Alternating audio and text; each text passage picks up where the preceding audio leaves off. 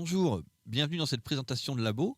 Nous allons voir aujourd'hui comment fonctionne une application web et plus particulièrement comment utiliser Labo pour traiter des dossiers au quotidien. Labo est une application web. Son fonctionnement est donc directement lié à l'utilisation d'un navigateur Internet et l'accès aux différentes pages de configuration se fait par le biais d'adresses que l'on peut trouver en haut. Le navigateur Internet que nous utilisons ici est Google Chrome. On pourrait envisager d'utiliser un autre navigateur, idéalement sous la base de Chromium. Comme sur Internet, l'accès aux différentes fonctions de Labo se fait par la base de liens. Il suffit de cliquer ici pour accéder à la gestion des dossiers. Un des avantages de l'interface web est qu'il est facile de pouvoir ouvrir plusieurs éléments de l'application simultanément par le biais des onglets fournis par le navigateur. Par exemple, ici, nous allons ouvrir à la fois l'explorateur de maquettes et le gestionnaire des dossiers. Il est possible de les contrôler indépendamment et de fermer un onglet en cliquant sur la croix qui se situe à la droite de celui-ci. Dans le cadre de notre exemple de gestion de dossier, nous allons travailler sur une maquette de CBU. Lors du paramétrage, on aura établi le cheminement d'un échantillon de CBU dans le laboratoire. Ici, par exemple, nous allons commencer par faire une réception générale. L'échantillon devra ensuite subir une cytologie et un aspect, ainsi qu'être ensemencé. L'ensemencement va déclencher l'arrivée en lecture 1, puis soit le dossier touchera sa fin, soit le dossier passera en lecture 2 ou plus, pour enfin se terminer. Pour les besoins de cette démonstration, nous avons construit des filtres associés à ces différentes étapes. Il sera ainsi possible d'intercepter les dossiers à chacune de celles-ci. Il n'est pas nécessaire de caler ces filtres par rapport aux étapes définies dans notre schéma. Nous le faisons ici pour un côté pratique. On pourrait tout à fait envisager de créer une banque de filtres qui soit liée au poste lui-même. Par exemple, un poste qui ne ferait que la réception n'aurait que le filtre réception. Un poste qui aurait plus de fonctions aurait, lui, par contre, plus de filtres. Maintenant que nous savons à quoi correspondent ces différents filtres, nous remarquons qu'à la droite de leur nom se situe un petit chiffre 0 bleu. Il s'agit du nombre de dossiers actuellement dans chacun de ces filtres. Si le nombre de dossiers dans chacun de ces filtres doit évoluer, comme par exemple si de nouveaux enregistrements ont été effectués, la valeur passe au rouge. Cela signifie que la liste à l'écran ne correspond pas avec les dossiers actuellement enregistrés. Pour remédier à cela, il faut rafraîchir cet affichage. L'opération est simple, il suffit soit de cliquer sur la liste concernée ou sur le bouton circulaire situé juste au-dessus. Regardons maintenant de plus près les différents boutons associés à chacun des dossiers. Nous avons le bouton d'ouverture du dossier, le bouton des dossiers joints, celui de la traçabilité, un bouton dédié à l'impression des étiquettes et enfin un bouton pour clore le dossier. Nous allons maintenant effectuer les premières opérations sur les dossiers. Le but sera de valider la réception des dossiers pour les faire passer dans les filtres d'ensemencement, d'examen direct et de cytologie. Cette opération ne demande pas d'entrer dans chacun des dossiers individuellement. On peut donc par exemple tous les sélectionner en cliquant sur le carré situé en haut de la colonne par exemple et valider leurs évolutions dans le workflow. Les différentes listes concernées sont ensuite immédiatement mises à jour. Prenons maintenant le cas de l'étape d'ensemencement. Comme pour la réception, elle va pouvoir se faire en lot sans entrer dans chaque dossier individuellement, et c'est elle qui va conditionner l'arrivée en lecture. Comme précédemment, on pourrait sélectionner l'ensemble des dossiers par le biais du bouton situé en haut. Mais idéalement, il faudrait sélectionner chaque dossier après leur ensemencement, un à un. On peut le faire par le biais des cases individuelles, ou, plus simplement, en créant une liste de travail personnalisée. Arrivé dans cette fenêtre, on va pouvoir saisir le numéro des dossiers que l'on vient d'ensemencer. On peut le faire à la main ou plus simplement à la douchette. Si par accident on saisissait un numéro de dossier qui n'appartenait pas à la liste précédemment affichée ou qui n'existait pas ou qui était déjà sélectionné, un message viendra nous en avertir. Comme pour la réception, la validation du workflow nous permet de faire passer l'ensemble des dossiers de à ensemencer jusqu'à première lecture.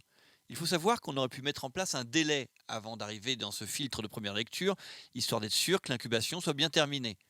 Mais pour des raisons pratiques, ici, ils passeront directement dans ce filtre. Maintenant que nous savons faire évoluer les différents dossiers de CBU en groupe, Entrons dans un dossier individuel pour pouvoir renseigner son examen direct. Nous voilà maintenant dans la maquette. C'est ici qu'auront lieu les différentes saisies manuelles effectuées par les techniciens. Je ne suis pas en mesure de vous dire à l'avance à quoi ressemblera votre maquette, mais celle-ci a été construite dans le but de vous présenter les différentes possibilités offertes par Labo. On a créé un en-tête spécifique qui sera alimenté par les informations transmises par le SIL par exemple, et plutôt que de créer une maquette format papier type A4, nous avons préparé quelque chose qui correspondait plus à une visualisation sur écran avec un système d'onglets. Renseigner le dossier est vraiment très simple et intuitif. Je ne vous expliquerai pas comment cocher une case ou cliquer sur une option bouton. Voyons plutôt les différents éléments d'interface à notre disposition. En haut, un bouton nous permet d'afficher l'entête par défaut. Ici, nous ne nous en servirons pas étant donné que l'entête a été définie sur le côté. Ensuite, nous avons le bouton qui nous permet d'écrire sur la maquette. C'est surtout utile si vous avez une tablette avec stylet. Cela permet d'annoter le dossier pour préciser quelque chose ou donner une information à un collègue. Ensuite, le bouton assez peu mystérieux d'impression étiquette. Et enfin, le bouton des documents associés. On pourra y trouver les images associées à des dossiers particuliers, comme une prescription médicale par exemple, ou des documents qui ont été joints à la maquette, comme par exemple une procédure, mais aussi les archives concernant ce dossier. Comme je l'évoquais tout à l'heure, la zone de travail principale est vraiment très simple à manier. Il s'agit de cases à cocher, de boutons à cliquer, de zones de texte à renseigner, des activités qui sont devenues quotidiennes avec Internet. On peut modifier la taille de cette zone de travail à l'aide des boutons situés en bas à droite. On peut la réduire, l'agrandir ou utiliser le bouton permettant de le mettre à l'échelle. Passons maintenant au volet de droite et à sa composition. Tout en haut, nous trouvons les informations concernant la maquette et l'état en cours du dossier. Juste en dessous, on peut trouver les informations concernant les scripts exécutés dans la maquette. Il peut s'agir d'informations recopiées par exemple dans l'entête ou de règles de cohérence qui vont se déclencher. L'exécution de ceci se fait maintenant en direct. Le fait de cocher des cases ou de valider une information va les déclencher instantanément et nous serons de suite avertis des changements qui pourront avoir lieu, comme avec par exemple un message d'alerte comme on le voit ici. On pourrait très bien envisager que cela en plus bloque la validation du dossier en passant le bouton validation juste en bas en rouge.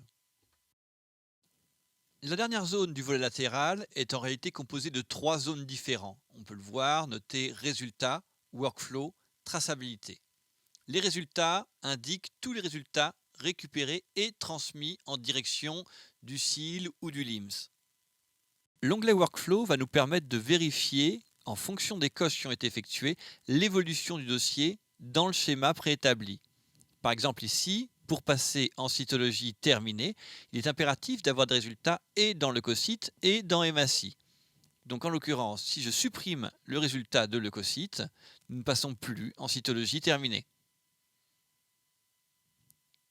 Par contre, si le résultat est indiqué de nouveau, les conditions sont remplies pour passer en cytologie terminée.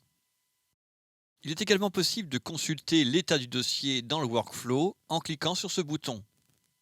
On peut consulter alors l'ensemble du schéma de fonctionnement de l'analyse défini par les paramétreurs et voir quelles étapes sont déjà validées et lesquelles sont à venir. À l'image de la cytologie, l'aspect sera validé dès que l'on aura saisi un aspect dans la maquette. Passons enfin à l'onglet de traçabilité. On peut trouver les différentes étapes par lesquelles sont passés le dossier. On peut avoir le détail en cliquant sur ce bouton, ce qui nous amène à une fenêtre qui sera identique à celle que l'on pourrait trouver dans la gestion des dossiers. On y retrouve les actions menées, l'utilisateur les ayant effectuées, les messages reçus et ainsi de suite. Voilà, il ne nous reste désormais plus qu'à valider le dossier pour que toutes les informations qui ont été cochées soient transmises conformément à la demande. Sur le dossier que nous venons de remplir, les informations correspondant à l'examen direct et à la cytologie ont été renseignées. On peut voir que le compte de dossier a bien diminué de 1 dans les deux listes. Pour le prochain dossier, j'ai émulé le fait qu'un automate ait renvoyé des résultats d'hématies de leucocytes. On va pouvoir vérifier ainsi qu'ils sont bien intégrés dans la maquette. On retrouve effectivement bien les valeurs directement dans l'entête, alors que la cytologie manuelle n'a pas été renseignée. Si on vérifie le workflow, on peut voir que sans avoir renseigné la cytologie manuelle, On va passer directement à l'étape cytologie terminée. Alors complétons la valeur d'aspect et l'origine du prélèvement pour boucler ce dossier. Et plus qu'à valider. La vidéo des prochaines saisies va être largement accélérée dans le but que tous les dossiers soient au même niveau, c'est-à-dire avec l'aspect et la cytologie renseignés.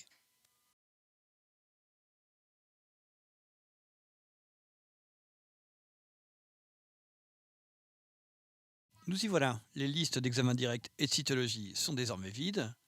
On va pouvoir s'attaquer à la première lecture.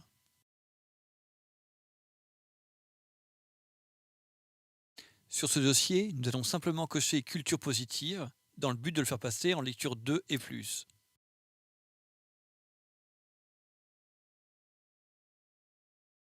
Pour le dossier suivant, par contre, nous allons répondre stérile dans le but de le rendre AJ1. La réponse induisant déjà un résultat, on peut voir qu'un script vient nous pointer la suite du dossier. La conclusion a été saisie automatiquement, il ne reste plus qu'à cocher terminé pour que le dossier sorte complètement du flux de labo. Les différents comportements de labo, tels que la conclusion automatique, le remplissage de cases, l'affichage ou la disparition de certains éléments des maquettes, est entièrement paramétrable. Sur cette maquette, par exemple, la case terminée ne peut pas être affichée tant qu'on n'a pas une conclusion indiquée sur le dossier.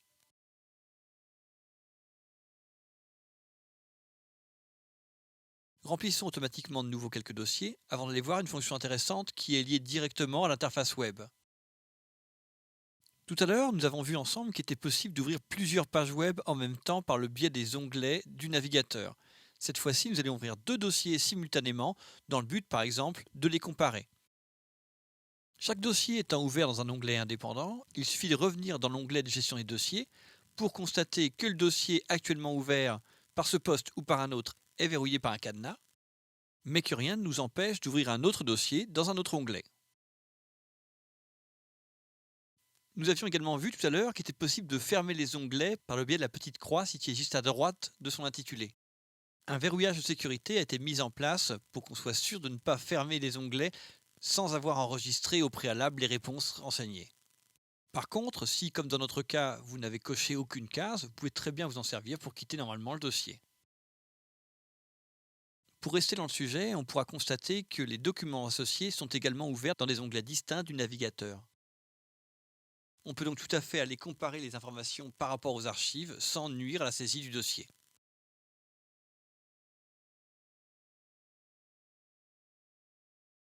Voilà, maintenant vous devriez être à même de pouvoir saisir des dossiers dans Labo.